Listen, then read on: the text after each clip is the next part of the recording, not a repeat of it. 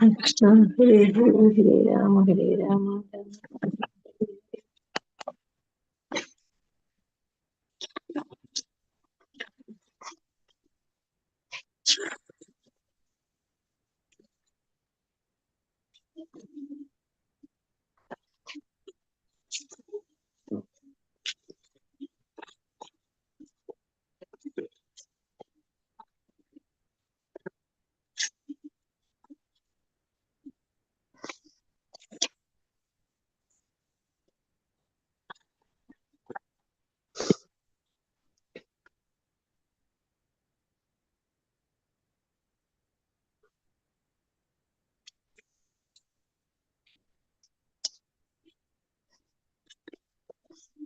ഹരേ കൃഷ്ണ ഹരേ കൃഷ്ണ. ഓം നമോ ഭഗവതേ വാസുദേവായ. ഓം നമോ ഭഗവതേ വാസുദേവായ. ഓം അജ്ഞാനതിമിരാന്തസ്യ ജ്ഞാനാഞ്ജനാശലാകയാ ചക്ഷുരുന്മീലിതം യേന തസ്മൈ ശ്രീ ഗുരവേ നമഃ. നമോ വിഷ്ണുപാദായ കൃഷ്ണപ്രേഷ്ഠായ ഭൂതലേ ശ്രീമതേ ഭക്തിവേദാന്ത സ്വാമിനിതി നാമിനെ. നമസ്തേ സാരസ്വതേ ദേവേ ഗൗരവാണി പ്രചാരിണേ നിർവിശേഷ ശൂന്യവാദി പാശ്ചാത്യദേശധാരിണേ. ജയ ശ്രീ കൃഷ്ണ ചൈതന്യ പ്രഭു നിത്യാനന്ദ ശ്രീ അദ്വൈത ഗദാധര ശ്രീവാസാദി ഗൗര ഭക്തവൃന്ദ. ഹരേ കൃഷ്ണ കൃഷ്ണ കൃഷ്ണ ഹരേ ഹരേ. ഹരേ രാമ രാമ രാമ ഹരേ ഹരേ. ഹരേ കൃഷ്ണ നിഗമകൽപതരോർഗളിതം ഫലം സുഖമുഖാമൃതദ്രവ സംയുതം പിബത ഭാഗവതം രസമാലയം മുഹുരഹോ രസികാ ഭുവിർഭാവുകാഃ. നാരായണം നമസ്കൃത്യം നരം ചൈവ നരോത്തമം ദേവീം സരസ്വതീം വ്യാസം തതോ ജയമുദിരയേത്.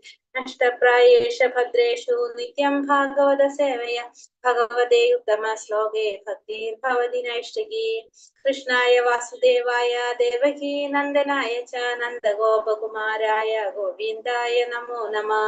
ഹരേ കൃഷ്ണ കൃഷ്ണ കൃഷ്ണ ഹരേ ഹരേ. ഹരേ രാമ രാമ രാമ ഹരേ ഹരേ. ഹരേ കൃഷ്ണ. ശ്രീ ശ്രീ രാധാ ഗോവിന്ദ ടെമ്പിൾ ഇസ്കോൺ മാംഗ്ലൂരിന്റെ ഭാഗവതം ക്ലാസ്സിലേക്ക് എല്ലാവർക്കും സ്വാഗതം. ഹരേ കൃഷ്ണ. എല്ലാവർക്കും പ്രണാമം. ഹരേ കൃഷ്ണ. എല്ലാവർക്കും പ്രണാമം. അപ്പൊ നമ്മൾ ഇന്ന് എത്രാമത്തെ 31 എടുക്കണ്ടേ? 31. ഹരേ കൃഷ്ണ. അപ്പൊ ഇന്നലെ നമ്മൾ എന്താ കണ്ടത്? ഭഗവാന്റെ ഭൗതിക സൃഷ്ടിയുടെ ആരംഭത്തിൽ പരമദിവ്യോത്തമ പിന്നെന്താ അദ്ദേഹത്തിന്റെ സർവാധിശന ആന്തരിക ശക്തിയുടെ ഭഗവാൻ അതീന്ദ്രിയനാണ്. ഭൗതിക പ്രകൃതിയുടെ ത്രിഗുണങ്ങൾ ഏകാന്തകനാണ് ഭഗവാൻ സർവാത്മാ സമ്പൂർണനാണ്. ഭഗവാന്റെ ആത്മീയ ഗുണങ്ങൾക്ക് ഭൗതിക ഗുണങ്ങളുടേതായി യാതൊരു ബന്ധവുമില്ല. ഭൗതിക പ്രപഞ്ചത്തിന്റെ സൃഷ്ടിക്ക് മുൻപേ നിലനിന്നിരുന്നു ഭഗവാൻ. പ്രപഞ്ചത്തിന്റെ സൃഷ്ടിക്ക് മുന്നേ, അതായത് സൃഷ്ടിയുടെ ആരംഭത്തിൽ പരമദിവ്യോത്തമ പുരുഷനായ ഭഗവാൻ അദ്ദേഹത്തിന്റെ സർവാതിശയായ ആന്തരിക ശക്തിയാൽ കാര്യകാരണ ശക്തികളെ സൃഷ്ടിച്ചു അല്ലെ പറയണത്. അദ്ദേഹത്തിന്റെ ശക്തി കൊണ്ട്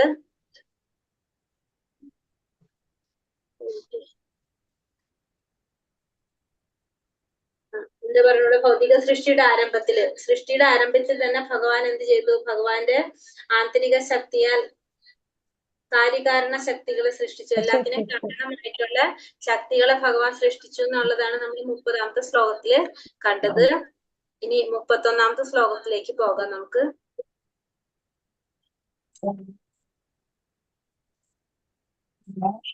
അതിലെന്താ മനസ്സിലായത്? എല്ലാതും ഭഗവാൻ സൃഷ്ടിക്ക് മുന്നേ തന്നെ, ഭൗതിക സൃഷ്ടിക്ക് മുമ്പേ തന്നെ ഭഗവാൻ നിലനിന്നിരുന്നു. ഭഗവാനും ഭഗവാന്റെ രൂപം, പ്രവർത്തികള്, അസ്തിത്വ പരിച്ഛേദങ്ങൾ ഇതെല്ലാം ഉണ്ടായിരുന്നു എന്നുള്ളത് 30ാമത്തെ ശ്ലോകത്തില് ഭഗവാൻ പറയാണ്. ഇനി 31ാമത്തെ ശ്ലോകത്തിൽ എന്താ പറയുന്നത്? ഹരേ കൃഷ്ണ. ഓം നമോ ഭഗവതേ വാസുദേവായ. തയാ വിലാസിതേഷു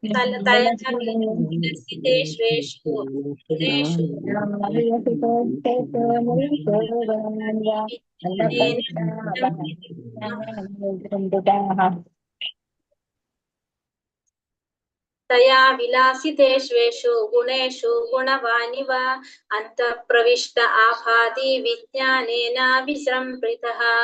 ഹരേ കൃഷ്ണ. ചൊല്ലിക്കോളൂ. ഓം നമോ ഭഗവതേ വാസുദേവായ.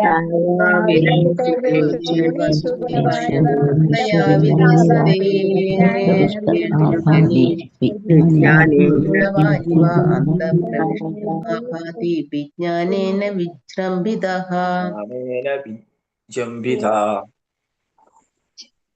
ഹരേ കൃഷ്ണ.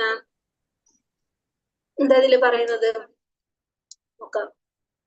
തയാ അവരാൽ വിലസിതേഷു കർമ്മത്തിലാണെന്ന് വരികിലും യേശു ഈ ഗുണേഷു ഭൗതിക പ്രകൃതിയുടെ ഗുണങ്ങൾ ഗുണവാൻ ഗുണങ്ങളാൽ പ്രഭാവിതമാകുന്നു.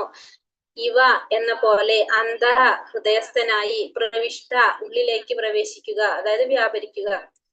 ആ ഭാതി അപ്രകാരം കാണായി വരിക. വിജ്ഞാനേന അതീന്ദ്രിയ അവബോധത്താൽ വിജംഭിതഃ പൂർണമായി പ്രബുദ്ധമായി തീരുക. വിവർത്തനം ഭാവാർത്ഥം ശ്രീല പ്രഭുപാദ് കി ജയ്. വിവർത്തനം: ഭൗതിക തത്വങ്ങളുടെ സൃഷ്ടിക്ക് ശേഷം ഭഗവാൻ സ്വയം വിസ്തരിച്ച് അവയിൽ സന്നിവേശിച്ചു. അപ്രകാരം ഭഗവാൻ ഭൗതിക പ്രകൃതിയുടെ ഗുണങ്ങളുടെ സ്വാധീനതയിലായ ജീവസൃഷ്ടികൾക്കായി ആവിർഭവിച്ചു. എങ്കിലും ഭഗവാൻ തന്റെ അതീന്ദ്രിയ പദവിയിൽ സർവഥാ പരിപൂരിത ജ്ഞാനോ ദീപമായി നിലകൊള്ളുന്നു. ഭൗതിക തത്വങ്ങളുടെ സൃഷ്ടിക്ക് ശേഷം ഭഗവാൻ എന്താണ് ചെയ്തത്? ഭഗവാൻ സ്വയം വിസ്തരിച്ച് ഇതിലെല്ലാത്തിലും ഭഗവാൻ സന്നിവേശിച്ചു.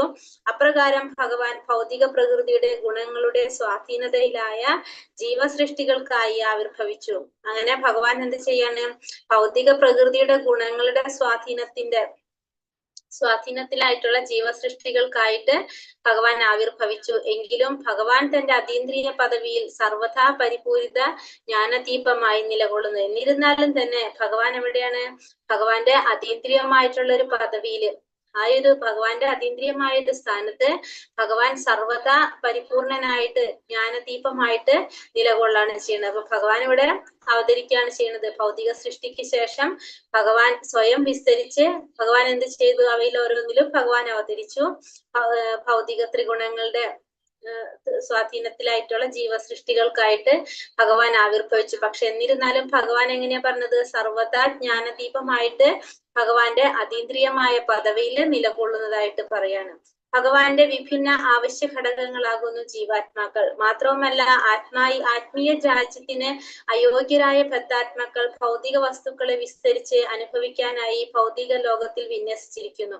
പരമാത്മാവും ജീവാത്മാക്കളുടെ ശാശ്വത മിത്രവുമായ ഭഗവാൻ അദ്ദേഹത്തിന്റെ പൂർണ്ണാധികാരമുള്ള അംശങ്ങളാൽ ജീവാത്മാക്കളെ ഭൗതിക അടിസ്ഥാനത്തിൽ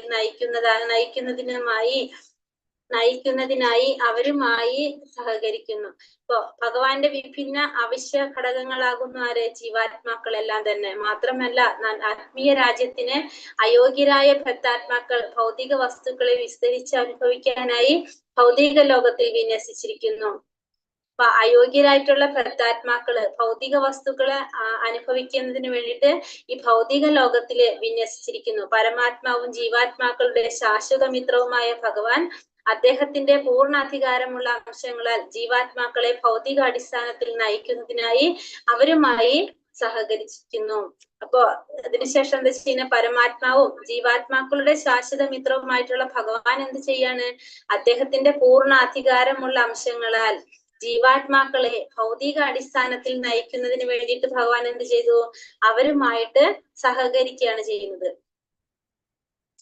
ഇങ്ങനെയാണ് നോക്കുക. ഹരേ കൃഷ്ണ. അപ്രകാരം അദ്ദേഹം എല്ലാ പ്രവർത്തനങ്ങൾക്കും സാക്ഷിയായി തീരുന്നു. അങ്ങനെ എല്ലാ പ്രവർത്തനങ്ങൾക്കും, ജീവാത്മാക്കളുടെ എല്ലാ പ്രവർത്തനങ്ങൾക്കും അദ്ദേഹം സാക്ഷിയായി തീരുന്നു. ജീവാത്മാക്കൾ ഭൗതിക സ്ഥിതികളിൽ, ഭൗതിക അവസ്ഥകളിൽ ആനന്ദിക്കുമ്പോൾ ഭഗവാൻ ഭൗതിക അന്തരീക്ഷത്താൽ അദ്ദേഹത്തിന്റെ അതീന്ദ്രിയ പദവി പ്രഭാവിതമാകാതെ പരിരക്ഷിക്കുന്നു.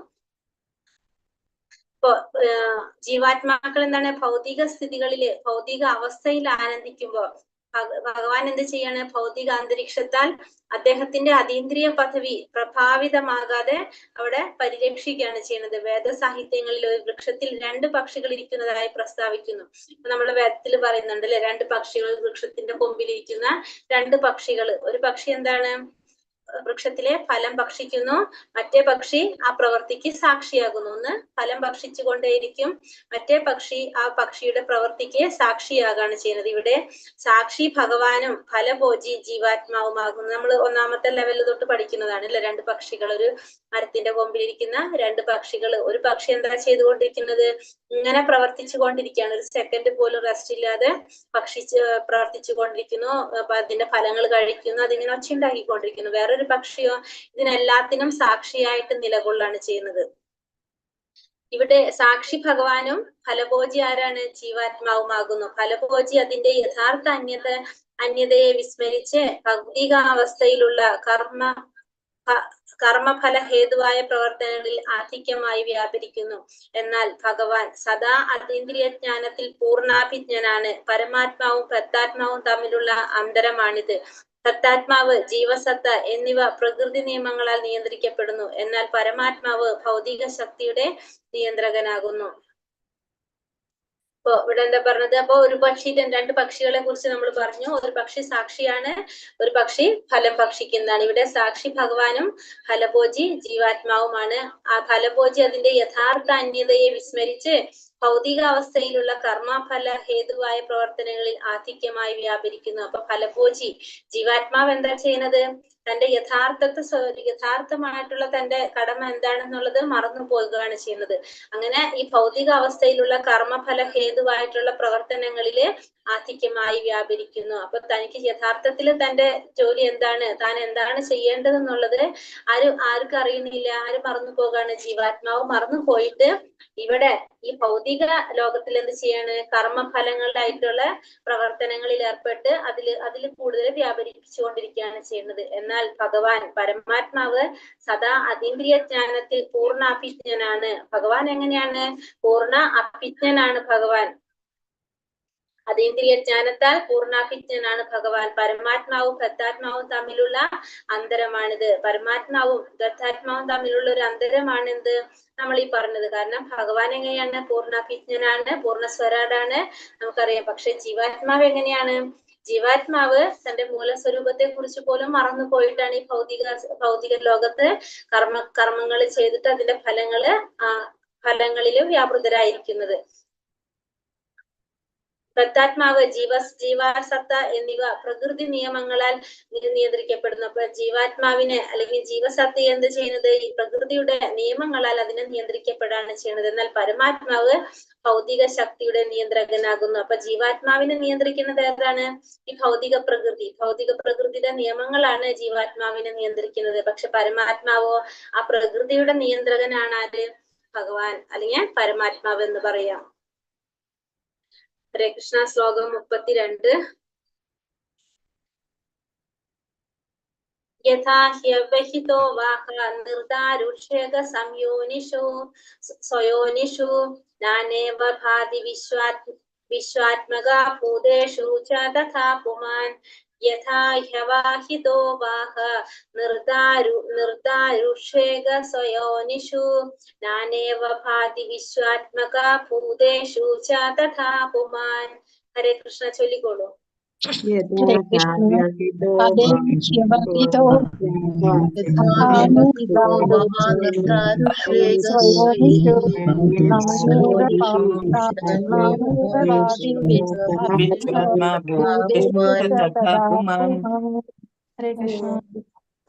ഹരേ കൃഷ്ണ.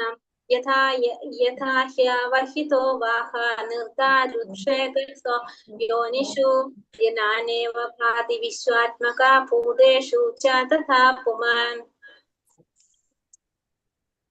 യഥാ അത്രത്തോളം, ഹി ശരിക്കും, അതേപോലെ, അവഹീത അമിത ഭാരം ചുമത്തി, വന്നി അഗ്നി, ദാരുഷു തടിയിൽ, ഏകഃ ഏകം, സ്വയോനിഷു ആവിഷ്കൃത രൂപങ്ങളുടെ സ്രോതസ്, നാനാ ഇവ വ്യത്യസ്ത സത്തകളെ പോലെ, ഭാതി പ്രകാശിക്കുന്നു, വിശ്വ ആത്മ ഭഗവാൻ പരമാത്മാവിനെ പോലെ, ഭൂതേഷു ജീവാത്മാക്കളിൽ, ച യഥാ അതേ രീതിയിൽ, പൂമാൻ പരമപുരുഷൻ, വിവർത്തനം. തടിയിൽ അഗ്നി സർവത്ര വ്യാപിക്കുന്നത് പോലെ ഭഗവാൻ പരമാത്മാവായി സർവത്ര വസ്തുക്കളിലും വ്യാപരിച്ചിരിക്കുന്നു. ആകയാൽ ദ്വിതീയനല്ലാത്ത നിജാധീന ഏകനായിട്ടും ഭഗവാൻ അസംഖ്യം വിഭിന്ന അവസ്ഥകളിൽ പ്രത്യക്ഷമാവുന്നു. അപ്പൊ തടിയിൽ അഗ്നി എങ്ങനെയാണോ വ്യാപിക്കുന്നത് അതേപോലെ തന്നെ ഭഗവാൻ പരമാത്മാ രൂപത്തിലുള്ള ഭഗവാൻ എല്ലാ വസ്തുക്കളിലും വ്യാപരിച്ചിരിക്കുന്നു. അപ്പൊ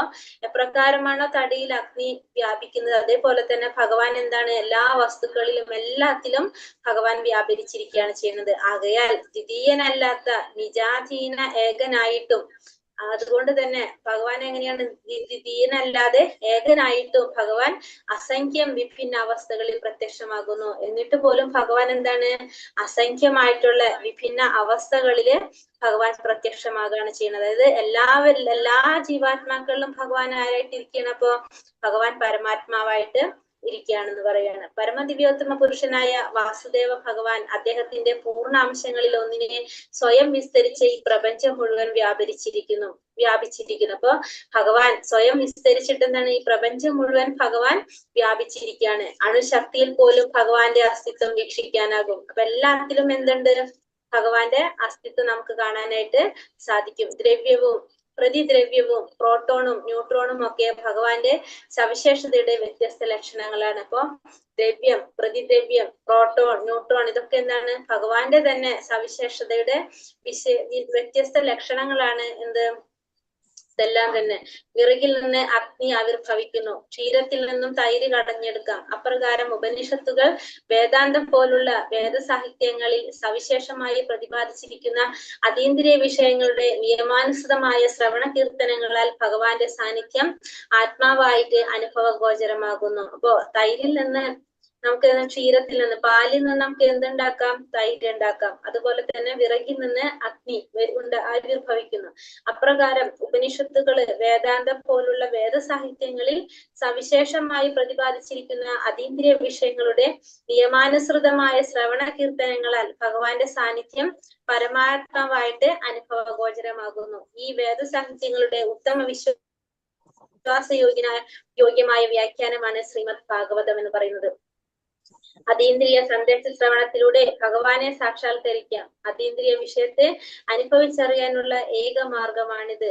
ഇപ്പൊ ഭഗവാനെ സാക്ഷാത്കരിക്കാൻ നമുക്ക് എങ്ങനെ സാധിക്കും? അതീന്ദ്രിയമായ സന്ദേശ ശ്രവണത്തിലൂടെ നമുക്ക് ഭഗവാനെ സാക്ഷാത്കരിക്കാനായിട്ട് സാധിക്കും. അതീന്ദ്രിയ വിഷയത്തെ അനുഭവിച്ചറിയാനുള്ള ഏക മാർഗമാണ് നമ്മൾ എന്ത് പറയുന്നത്? ശ്രവണം. ഈ പറഞ്ഞ അതീന്ദ്രിയ സന്ദേശ ശ്രവണത്തിലൂടെ നമുക്ക് ഭഗവാനെ സാക്ഷാത്കരിക്കാം. അത് അനുഭവിച്ചറിയാനുള്ള ഒരേ ഒരു മാർഗമാണ് ഈ ശ്രവണം. മറ്റൊരു അഗ്നിയിൽ നിന്ന് വിറകിലേക്ക് അഗ്നി പകരുന്നത് പോലെ മറ്റൊരു ദിവ്യാനുഗ്രഹത്തിൽ നിന്ന് അനുജന്റെ ദിവ്യബോധത്തെ ഉജ്ജ്വലിപ്പിക്കുന്നു.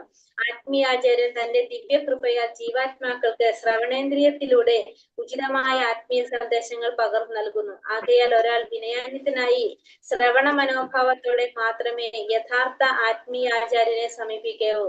അപ്രകാരമായാൽ ദിവ്യ അസ്തിത്വത്തെ ക്രമേണ സാക്ഷാത്കരിക്കാം. മൃഗത്വവും മനുഷ്യത്വവും തമ്മിലുള്ള പ്രധാന അന്തരം ഈ പ്രക്രിയയിൽ മാത്രമാണ് സ്ഥിതി ചെയ്യുന്നത്. യഥോചിതമായി ശ്രവിക്കാൻ ഒരു മനുഷ്യന് കഴിയുന്നു, എന്നാൽ മൃഗത്തിന് ആ കഴിവില്ല. ഇവിടെ ശ്രവണത്തെ കുറിച്ചാണ് പറയുന്നത്. നമ്മൾ എന്താ പറഞ്ഞത്? നമ്മൾ പറഞ്ഞു ക്ഷീരത്തിൽ നിന്ന് നമുക്ക് തൈര് ഉണ്ടാക്കാൻ സാധിക്കും. അതുപോലെ തന്നെ വിറകിൽ നിന്ന് അഗ്നിയും ആവിർഭവിക്കും. ഇപ്രകാരം ഉപനിഷത്തുകള് വേദാന്തം പോലുള്ള വേദസാഹിത്യങ്ങളിൽ സവിശേഷമായി പ്രതിപാദിച്ചിരിക്കുന്ന അതീന്ദ്രിയ വിഷയങ്ങളുടെ നിയമാനുസൃതമായിട്ടുള്ള ശ്രവണ കീർത്തനത്താൽ ഭഗവാന്റെ സാന്നിധ്യം പരമാത്മാവായിട്ട് അനുഭവഗോചരമാകും. അതേപോലെ തന്നെ നമുക്ക് എന്ത് സാധിക്കുന്നു പറഞ്ഞത്? അതീന്ദ്രിയ വിഷയങ്ങളുടെ നിയമാനുസൃതമായിട്ടുള്ള ശ്രവണ കീർത്തനത്താൽ ഭഗവാന്റെ സാന്നിധ്യം നമുക്ക് മനസ്സിലാക്കാനായിട്ട് സാധിക്കും. ഈ വേദസാഹിത്യങ്ങളുടെ ഉത്തമ വിശ്വാസ യോഗ്യമായിട്ടുള്ള ഒരു വ്യാഖ്യാനാണ് എന്ത്? ശ്രീമദ് ഭാഗവതം എന്ന് പറയുന്നത് ഇത്തരത്തിലുള്ള വേദസാഹിത്യങ്ങളുടെ ഒരു വ്യാഖ്യാനമാണ്. അതെങ്ങനെ? ഉത്തമ വിശ്വാസയോഗ്യമായ ഒരു വ്യാഖ്യാനമാണ് ഈ ശ്രീമദ് ഭാഗവതം. അതീന്ദ്രിയ സന്ദേശ ശ്രവണത്തിലൂടെ ഭഗവാനെ സാക്ഷാത്കരിക്കാം. അതീന്ദ്രിയ വിഷയത്തെ അനുഭവിച്ചറിയാനുള്ള ഏക മാർഗം ഇതാണ്. അപ്പൊ അതീന്ദ്രിയമായിട്ടുള്ള സന്ദേശ ശ്രവണത്തിലൂടെ നമുക്ക് എന്തറിയാൻ സാധിക്കും? ഭഗവാനെ സാക്ഷാത്കരിക്കാൻ സാധിക്കും. അത് ഭഗവാനെ കുറിച്ച് മനസ്സിലാക്കാനുള്ള ഒരു ഏക മാർഗമാണ് ഇത് നമ്മൾ ഈ പറഞ്ഞ അതീന്ദ്രിയ സന്ദേശ ശ്രവണം. മറ്റൊരു അഗ്നിയിൽ നിന്നും വിറകിലേക്ക് അഗ്നി പകരുന്നത് പോലെ അപ്പൊ വേറൊരു അഗ്നിയിൽ നിന്ന് വിറകിലേക്ക് അഗ്നി പകരുന്നത് പോലെ മറ്റൊരു ദിവ്യാനുഗ്രഹത്തിൽ നിന്നും മനുഷ്യന്റെ ദിവ്യബോധത്തെ ഉജ്ജ്വലിപ്പിക്കുന്നു. അപ്പൊ അങ്ങനെ അതേപോലെ തന്നെ മറ്റൊരു ദിവ്യാനുഗ്രഹത്തിൽ നിന്നും നമ്മൾ എന്ത് ചെയ്യാണ്? മനുഷ്യന്റെ ആ ദിവ്യബോധത്തെ ഉജ്ജ്വലിപ്പിക്കാനായിട്ട് സാധിക്കും. ആത്മീയാചാര്യൻ തന്റെ ദിവ്യകൃപയാൽ ജീവാത്മാക്കൾക്ക് ശ്രവണേന്ദ്രിയത്തിലൂടെ ഉചിതമായ ആത്മീയ സന്ദേശങ്ങൾ പകർന്നു നൽകുന്നു. അപ്പൊ ആത്മീയ ആചാര്യൻ എന്താണ്? തന്റെ ദിവ്യകൃപ കൊണ്ട് ജീവാത്മാക്കൾക്ക് എങ്ങനെയാണ് ശ്രവണേന്ദ്രിയത്തിലൂടെ ഉചിതമായ ആത്മീയ സന്ദേശങ്ങൾ പകർന്നു നൽകുന്നു. അപ്പൊ ശ്രവണത്തിലൂടെ ജീവാത്മാക്കൾക്ക് ഉചിതമായിട്ടുള്ള ആത്മീയ സന്ദേശങ്ങൾ പകർന്നു നൽകാൻ ആര്? ആത്മീയാചാര്യൻ. ആകയാൽ ഒരാൾ വിനയാന്വിതനായി ശ്രവണ മനോഭാവത്തോടെ മാത്രമേ യഥാർത്ഥ ആചാര്യനെ സമീപിക്കാവൂ. അതുകൊണ്ട് തന്നെ ഒരു വ്യക്തി ഒരു യഥാർത്ഥ ആത്മീയാചാര്യനെ സമീപിക്കണമെങ്കിൽ എങ്ങനത്തെ മനോഭാവമായിരിക്കണം? വിനയാന്വിതനായിരിക്കണം. വിനയത്തോടെ ആയിരിക്കണം ഒരു ആത്മീയാചാര്യനെ സമീപിക്കേണ്ടത്. അപ്രകാരമാകയാൽ ദിവ്യ അസ്തിത്വത്തെ ക്രമേണ സാക്ഷാത്കരിക്കാം. അപ്പൊ അങ്ങനെ നമുക്ക് ദിവ്യമായ അസ്തിത്വത്തെ സാക്ഷാത്കരിക്കാനായിട്ട് സാധിക്കും. മൃഗത്വവും മനുഷ്യത്വവും തമ്മിലുള്ള പ്രധാന അന്തരം ഈ പ്രക്രിയയിൽ മാത്രമാണ് സ്ഥിതി ചെയ്യുന്നത്. അപ്പോ മനുഷ്യനും മൃഗവും തമ്മിലുള്ള ഒരു വ്യത്യാസം ഈ ഒരു പ്രക്രിയയിലൂടെയാണ് നമുക്ക് മനസ്സിലാക്കാനായിട്ട് സാധിക്കുന്നത്. അതായത് യഥാവിധി ശ്രവിക്കാൻ ആർക്ക് സാധിക്കും? ഒരു മനുഷ്യന് കഴിയും. എന്നാൽ മൃഗത്തിന് അതിനുള്ള കഴിവുണ്ടാവില്ല. അപ്പൊ ഒരു മൃഗത്തിന് ഒന്നും ശ്രവിക്കാനായിട്ട് മനസ്സിലാക്കാനായിട്ട് സാധിക്കില്ല. യഥോചിതമായിട്ട് ശ്രവിക്കാനായിട്ട് ആർക്ക് മാത്രമേ കഴിയുള്ളൂ? മനുഷ്യന് മാത്രമേ കഴിയുള്ളൂ എന്നുള്ളത്. അതാണ് മനുഷ്യനും മൃഗവും തമ്മിലുള്ള പ്രധാന വ്യത്യാസം ഈ പ്രക്രിയയിലൂടെ നമുക്ക് മനസ്സിലാക്കി തരുന്നത്.